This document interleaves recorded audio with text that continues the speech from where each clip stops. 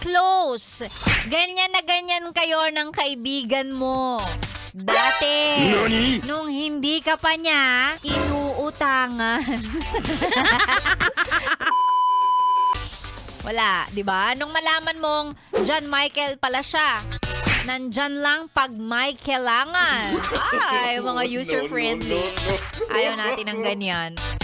Nung nalaman mo, na palautang pala siya, at hindi pa nagbabayad, ay wala na.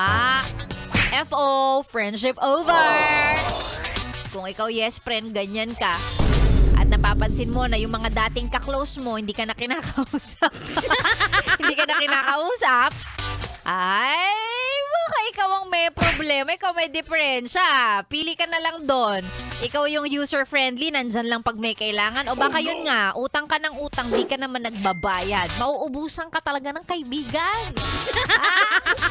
Ang dami kong kakilala mga magkakaibigan, close dati. Tapos ngayon, ay, mga strangers na.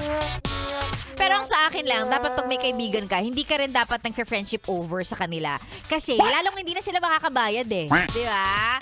I-maintain mo yung maintain mo yung relationship para kahit paano masisingil mo. Pero dapat next time, alam mo na ay, hindi naman nagbabayad yan. Hindi na yan makakaulit sa akin. Ganon.